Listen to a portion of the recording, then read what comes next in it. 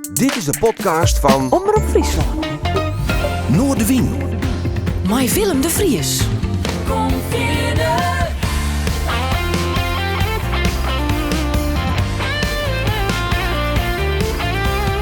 Alles wat te speelt. Omroep Friesland. A rainy day, seems to last an age and make you feel like sitting in a cage.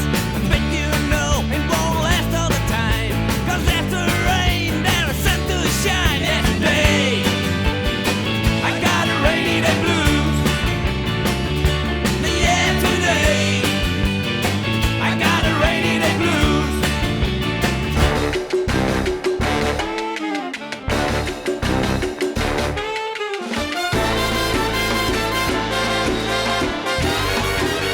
Dit is Noordewien. Goeie en welkom bij Noordewien. Joert werd mij een bijzondere gast onder de tafel die we wel vaker uitnodigen als het om een bijzonder verhaal gaat. In dit geval Beert Oosterhaven, want we zullen het houden over het festival dat dit weekend weer plakvinden zal in Jorwert. Het is eigenlijk de 2.0 versie van Mukpop, want daar zullen we het wijdwijdig over hebben. Ooit begonnen als een prachtig mooi squalfeest, uitgegroeid tot een begrip in Friesland, zeker wat betreft de popfestivals.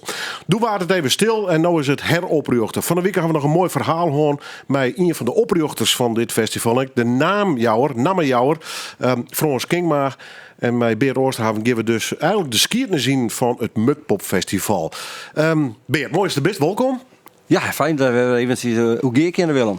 Wat maakt het Mukpop zo bijzonder? Wat maakt het Mukpop zo bijzonder? Nou, zoals het is heel lietschalig begonnen vanuit een examenfestival en toen had het een hele vlecht nom. En wat dan het mooie is dat er wat van oorbelen is. En wat is er nou van oorbelen? En daar zullen we het nou wijdwijdig in deze uitsturing voor hebben. Dat is de CD Mukpop 15 jaar. Die CD, dat was een initiatief van Wobbe van Seijen. Die zei van bij de 15e editie 1993. Het zou mooi wezen dat we de band die het eerst tot de jaren in de spelen hebben. Dat we die in CD-vorm naar buiten brengen. En dat waren behind de oplagen, dus lang elke niet in Zilm het hebben. Ik kreeg nummer 408 taskikt. En daar heb ik door uiteraard ik geschreven in de tijd nog. Ik denk dat het van Frieske vrij weer.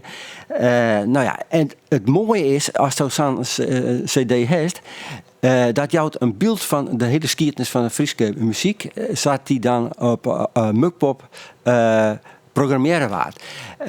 Nou, die jongens, die Frans Kingma en zo, die hier een eer voor wat er op dat tijd spelen in Friesland on pop en on rockmuziek. Nou, en dat is prachtig documentaire op deze CD, Mukpop 15 jaar. Daar zullen we het door hebben. En ik denk dat Mukpop een mooi voorbeeld is van waar een liedjesdorp sterk in wezen kan. De schouders eronder bewijzen van spreken en de mouwen omheen. Het begint met een paar potjes bier en een paar leuke bands.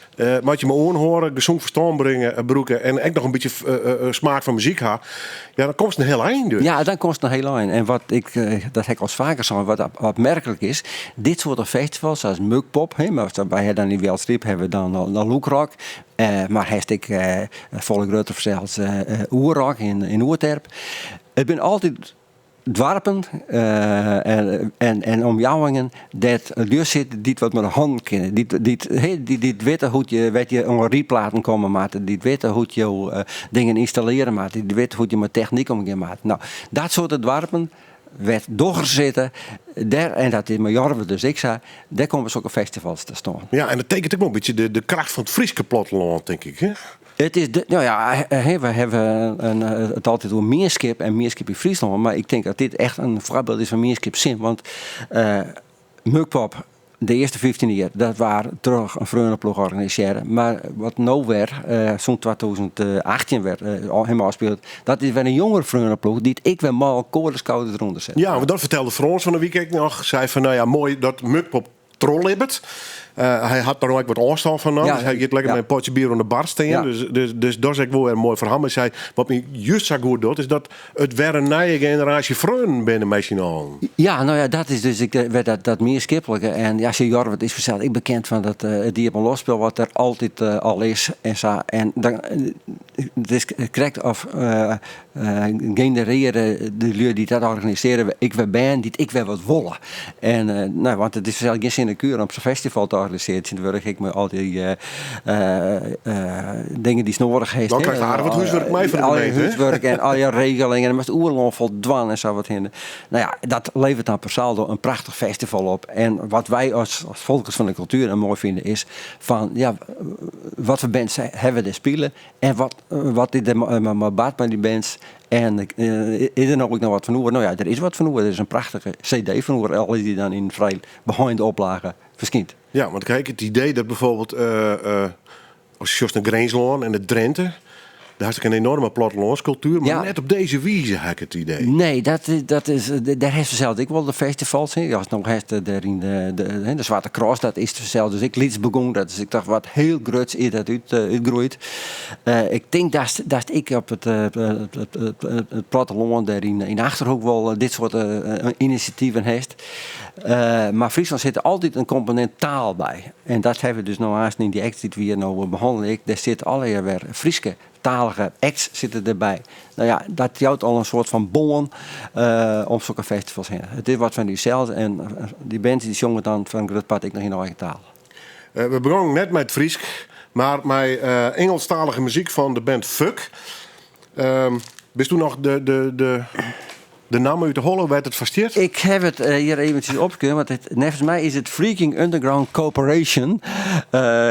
Dus het is net fuck maar F-U-C-K, zou ik gewoon wel denken. Het is gewoon, die K die heeft er in dit geval net bij. Maar het is wel een, wij hebben er mooi, de uitstoring met Frans Kingma, de initiator van het festival, de man die hebben er ik mooi, of daar zit het in elk geval ik in. Waarom die band wil hem op dat festival? Nou, dat hier gewoon een hele praktische reden. De lui die in die band zitten, onder andere Sietse Heima, die werden in Weidem tegenbij. Dus ze konden een bandje tegenbij scoren. En daardoor kon die op het eerste Mukpop Festival staan. Dus het hier gewoon een hele praktische reden. En waar zitten daar in die band? Nou, ik zei al dat Sietse Heime erin zit. Maar voor de rest, ik een figuur die het heel bekend is, de Friestalige muziek, Pierre Koopman zit erin. Als slaggitarist en als jonger. Onder Wagen, daar zit er op saxofoon in, Daniel Span op basgitaar, Jan Wierstra op drums. Wat er maar die man krijgt, wat is muzikaal, dat weet ik net echt. Maar Pierre Koopman, zag ik al, die had nog een hele skiertens. We maken vooral de freestyler bands. En Sietse Heime, kennen we wel de solo-gitarist. Dat is die zoreerde triet in dit programma. Ja, Sietse Heima. Hij komt straks zeker nog wel een keer naar voren. Sterker, bij de volgende plaat al. Ja, want Sietse, die ziet er dus doe in Fuck. Die platen die kwamen uit april 1983, Rainy Day Blues, dat we me openen. Maar Sietse die kwam daarna in de 80 jaren terug in de verneemde punkrockformatie Kobus gaat naar Appelscha. Maar die band stierde ik weer op Mukpop. En dit is nou eerst eens harkje naar een nummer van Kobus, want ons praten we zo lang. En dat is een nummer, een cover van de Franse jongensgroep, oftewel een jongenskoor, Le Poppy. En het heeft als titel Non, non, rien changé.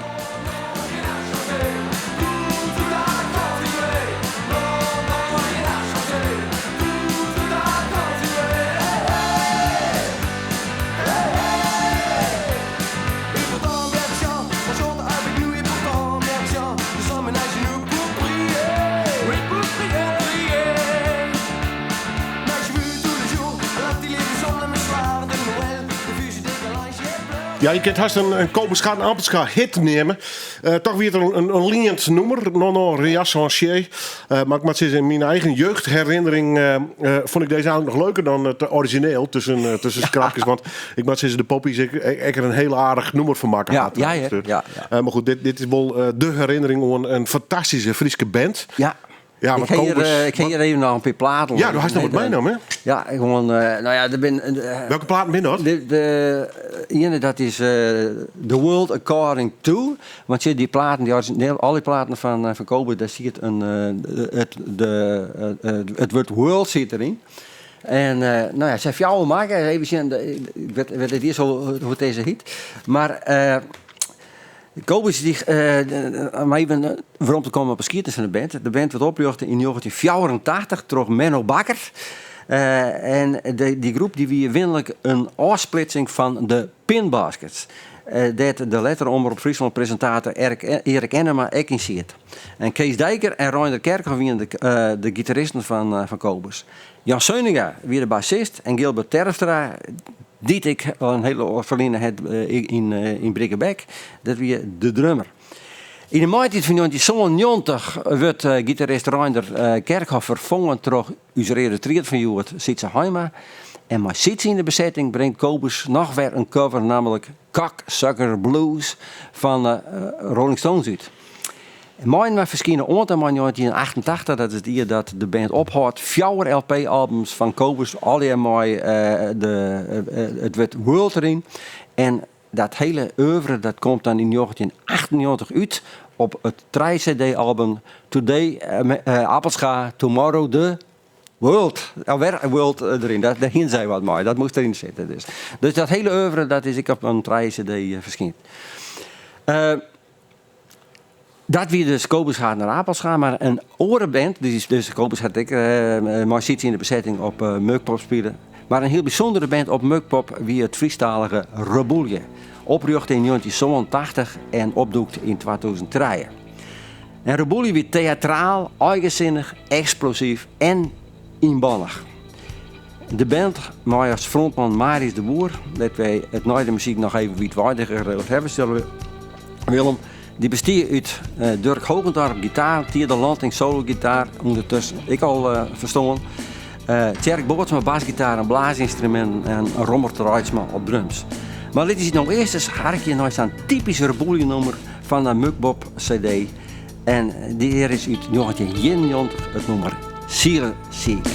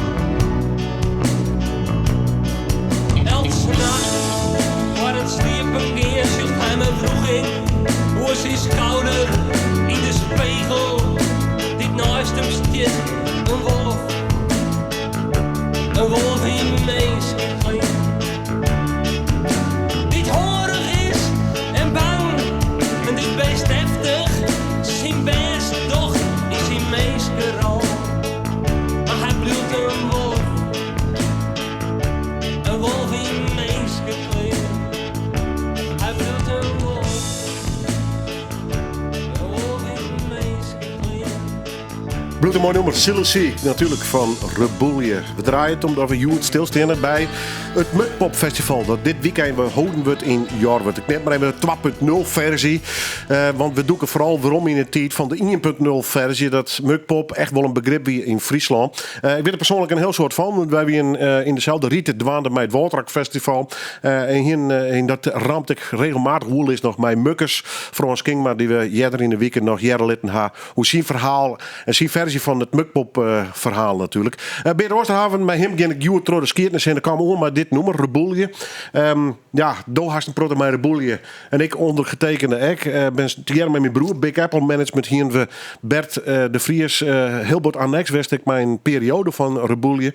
En ik moet zeggen dat dit nummer had, mijn voorkeur wel. Ik vind het een prachtig nummer. Maar daar heb ik wel mooie herinneringen om. Want ik weet nog wel dat Reboelje, waar we net mij overigens naar Polen West is om dit nummer op te nemen. Ze kwamen doen we rond. Toen hadden wij contact met de VARA. VARA's Popkrant. Henk Westbroek. En mijn moedertape en alles. Want het weer nog het is pers. Ben wij naar de VARA studio Trorrien. Om het even het eerst te draaien. Dus daar heb ik wel hele warme herinneringen aan. Ja. En... Ja, nog maar een heel dubbel gevoel. Want Marius de Boer is krijgt verstaande jonger. Ja. Nou ja, belangrijke monnik van de band natuurlijk. Tierde wie er al net meer. Ja, de tiet. Die houdt zich net in. Nee, de tijd Beert. houdt er net in. Nee, Maar dit kan beleven doen. Maar dit kan, dit weer een heel triest bericht. Hè, dat gaat het op Pinkstermaandag. Dat Marius op Pinkstersnij, 28 mei, verstoren is aan alvleeskanker, 62 jaar oud. Nee, wie een ontsteking. Maar weet het eigenlijk weet nog een. Ik meer dat, want die jaren daar verschillende versies ervan. En ik hier heel intensief contact met Marius om zo'n beetje de eind van vorig jaar daar, want we hebben nog dwaande met een album. He, dat album dat uiteindelijk de titel krijgt zo langs me naar een letter. En dat is hier de bedoeling was om dat in deze maand in juni te presenteren. Tenminste, dat wie Marius in doel. En zoals ziekte van mijn vrouw, we gingen de vestjes al een stuk of 11-12 in we maken. Waar je als titels Mingle Locked, Het Lot van God en Ik ben daar in de hemel, wat ik een soort op omroep te jaren is. En het weer de bedoeling dat al die vestjes mogelijk worden op een cd-album toch nog uitkomen zongen in juni, want dan hebben we wat fysieks. En daar is net meer van kom, Willem. En dan ben je er eventjes helemaal afgezeld van dat zo'n dierbare, creatieve, aardige vindt er net meer is. Ja. En dan zitten we in wezen te kwaad, want ik heb van 1992 alle albums van Rebouille en alle albums van Marius en de muzikanten en Marius nou in de laatste tijd nog zelfs met hem als tekstbegeleider, als maaiskrouwer en dingen het staan bracht. En dan heb ik weer heel convenient contact. En dan in één keer weer 4 of 5 teksten. En dan heb ik weer hele intensief oorlees. En dan, dit toch wat over en dat wat beter en zo wat hidden. En dan komt zo'n hele periode, komt er in één keer een aan. En, behoorlijk abrupt. Ik heb soms nog het idee van, wat wie altijd zo van in één keer dan. Dat is maar Aris weer, daar vloepte we wat op de computer van. Kies je er even een zien. En als zo dat nog een keer barren stellen. Maar ja, dat bad niet meer. He, dus dat is wat dat ongeveer een geweldig groot verlies. Zo'n creatief persoon. Ik denk wel zulke mensen die treft maar één keer in de zoveel decennia. Een man dat zo'n draaien zit om zulke mooie dingen mee te wonen. En dat ik in zo'n lange tijd. Want hij had zelfs heel lang, ik was marista en alles in de muziek warber geweest. Ja. In je treest is dat hij zowel creatief als ik gewoon als levensgenieter er wel alles uithellen had. Dat idee heb ik. Schrikkelijke dooddoener, maar het is wel een man die het nevens mij live to the max. En hij kon ik geweldig geniet zien, want mij heugt nog een Perilien.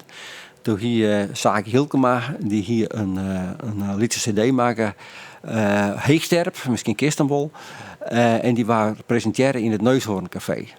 En omdat mijn schoonzoon Nathaniel van Veen ik in de band van Zaken zit, ben ik er even hinnen. En Marius weer direct, mijn steentje. En toen hebben wij daar zo alder verschrikkelijkste gezellig met een ploegje muzikanten en Marius steentje erbij om de tafel zitten. Een bier, ik moet misschien net zeggen draaien van het merk Leffe. En ik ben helemaal net een bierdrinker. Maar ik was op luisteren de barman. Ik kreeg een glas van Leffe mee. En het zie een bepaalde sfeer van een meeskippelijkheid. Om te zeggen, ja, die kist je haast net in te denken. En wie Marius hier van de grote gongmakers van. Dus zo herinnert hij dan Marius. Ja, het is pijnlijk. Ja. En we zullen hem absoluut missen. En dat geldt voor alle mensen, maar zeker in het bijzonder voor Marius. En zijn rol in de Friese muziekwereld. Ja. En anders kan ik net wat hij met zijn Marista die had natuurlijk gewoon zijn platenlabel. Ja, meer dan 300 regio-cd's. En als dat rekkers in dat cd-titel, hoe belangrijk dat was om dat materiaal onder de mensen te krijgen. Dat we echt, hij weer er een groot vakman in. Ik zakelijk. Ik heb nooit een zaak aan mijn jongen, maar hij kon toch ik zakelijk wezen en ik een zuivere zaak imperium opbouwen. Ja. Maar Matron, met Mukpop. Ja, nou ja, goed. Wij staan nog stil bij Rebouille en bij Marius. Maris de Boer. Maar in dezelfde tijd van Rebellion, toen weer ik nog een oren Friestalige act. Ik een hele best niet in. En die speel ik op het Mukpop Festival. En dat weer wikkelmachine. Die koer er een jochel hier en ik echt wat van. En daarom zei ik, maar eerst maar even had ik een nummer van wikkelmachine. Had ik goed naar de pianist in dit nummer. In de Beppe Boogie. Frauke Roel is de rock'n'roll Beppe had de most discuss van. Hey, hey, hey, hey, rock'n'roll die day. Hey, hey, hey, maar rock'n'roll zet niet. Hey, hey, rock'n'roll die day.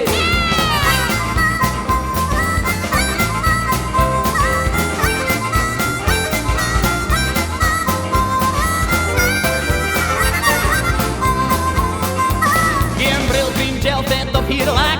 Maak het zien de vet, u zat goed strak. Als de groene vet drippen, van is Beppes groene schippen. Ik call is haar aan verleden, aan die schippen in zien eten. Hey, hey, hey, rock'n'roll die ding. Hey, hey, hey, maar rock'n'roll zet niet. Hey, hey, rock'n'roll die ding. Ja, Beppe Boogie. En de wikkelmachine. Rommeroff de band. Houden we een pikken builkwest vanwege wat heel reunies of zo wat heen. Maar echt helemaal trots zetten door ik net. Het is een beetje gelegen. Het is nou gelegen. Ja. Hier toch trouwens wel even die piano biljet die erin zit. Want dat weer geweldig nog. Dat weer de pianist Jaap Hilarius, die hartstikke goed bekend vanzelf. Hij had dit nummer schreeuwen, de Beppe Boogie together, maar jonger Freddy Wijma en mijn performer Gerben Gebrandi. En de oorleden van wikkelmachine wie een jonger Betty Akkema, accordeonist Paul Siemersma, bassist Henk-Jan Wetting, gitarist Bert Ruijsma en drummer Willem Harjes. En die groep die leverde in 1992 het CD-album Wiegels Wikkelmachine, wat ik wel CDK neemt, omdat Hans Wiegel er ook op die jaren is. En in 1993 het album Etalagepop. En die titel die hield mooi om wat de band in de massa hier, namelijk een verskaat van muzikale stilen. Van dat ging van rap ont sideco en van blues ont popballads. En een van die restnummers, een ballad, In de Rijn, is nog altijd een grote radiohit op Omroep Friesland. Dat is echt een evergreen geworden. Hè? En uit de band in 1994 opdoekt wie. En toen ben ik de gewoon nog even teruggegaan. Onder de naam Wikkelmachine en daarna onder de naam De Wikkels. En later vinden wij oudleden van Wikkels Wikkelmachine waarom in groepen als Seberen, Wille Huske, de Rebound Boogie Band, Travis, Lucas en de Tigers van Grunterp, dat nou performer Gerben Gebrandi weer in zit. En dan is op het iPop Festival ik een duo dat zowel Engelstalig, Nederlandstalig als letterlijk Friestalig repertoire bracht. En het telde net dat de groep Pigmeat weer bestaan doet. En daar hebben we weer, u reden het riet verjoerd, Sietse Haima en Jan Kobus Sunninga. Pigmeat is in 1989 opgericht, terug de beide oudleden van Kobus gaat naar Apelscha, Haima en Sunninga. En dat duo dat hier ik een geweldig succes op Mukpop. En daar heeft ze grif ik dit nummer eerst spelen. Een nummer van de Rolling Stones, van Mick Jagger en Keith, is het Factory Girl.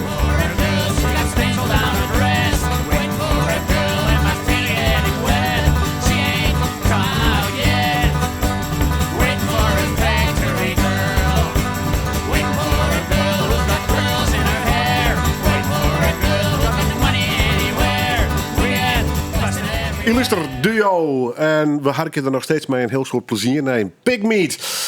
Natuurlijk Jan Kobus Sunninga en Sietse Haima. En zij stingen op het Mukpop Festival. Want Julet Steven, mij Beert Oosterhaan, stil bij de skiernis van het Rommeroff Festival in Jorvert. Dit weekend is het bij Safir. En ik had al een beetje de 2.0 versie neemt. Zij is een beetje natuurlijk. Maar het is altijd wel een traditie. Beert, dat ze zochten wel de kwalitatief goede bands en ook eigenzinnige bands. Het wie net alleen maar we zien je zo volle mogelijk bier te verkeerd en daar zie je van per bands bij. Nee, dat wie net. Ze zien wel echt heel duidelijk een goede muzikale smaak. En ze zien ik het geluk dat de muzikanten die zoiets zagen en die op dat festival spelen, dat die zelf ik teruggroeiden. Ziet ze heimig de rest met Fuck, ziet ze die kamer met Kobus gaat naar Apelscha en ziet ze kamer ik weer met Pigmeat. En later komt Kaas nog op kamer, ik nog weer. En mijn Pick Me, dat had een 20 jaar bestaan. En vraagt ons CD-albums nalitten, die ik altijd geweldig verkocht waren bij de optredens. En dat ziet ze heima uit Pick Me gong, na 20 jaar. Toen ging verder als gitarist bij Ernst Langhout. En vertoonde er zijn kunsten in De Suskes, de feestband De Suskes. Nou, die maken alle feestenden in Friesland zijn een beetje onveilig op dit tijd. En solo is Sietse vanzelf geweldig ondergang. Hij heeft ondertussen 3 hele sterke soloalbums uitgebracht. En ik hoop dat ik gewoon terug maar het fysieke product. En als dan Jan Koper Zeuninga heeft, ja, die is ik gewoon teruggegaan naar Pick Me. Maar die zet meer op het op muziek zetten van teksten van Nederlandse dichters als Vestdijk en zo wat hinnen. En is maar dat repertoire, ik vooral in Lietse Tjerkjes en zo. En dan had ik nog een feestband, heet dat net. In elk geval, hij is in meerdere muzikale zielen maak. Willem, ook in deze programma's heeft toch wel eens geen geheim ervan maken dat je fan wist van Stravelte, als woordman. Ja. En ja, Stravelte, joh, 81 jaar een mooie reboelie, dat we het al gehoord hebben, de toon on in de Friestalige pop, rockmuziek, alweer Stravelte dan vooral punk verzeld. Maar Stravelte het niet op Mukpop spelen. Waarschijnlijk weer de band toen ik al uit de fleur, maar waar het wel op Mukpop spelen heeft, dat weer de band dat Foppeland, jonge Foppeland, letter in terugging, namelijk de band Klinkhamer. En Klinkhamer, dat bestiert verder, behalve Foppe uit Sjoerd Plantinga, die zang en trompet. Harm Boersma, dat weer de drummer. De geweldige gitarist Jan van der Mossel. Klaske de Hoop op trombone. En good old Sietse van Essen op basgitaar.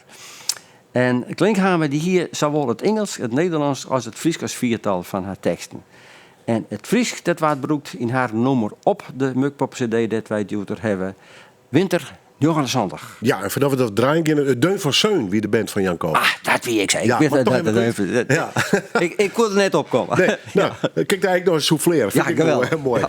Goed, maar dit is een Winter 29. Klinkhamer.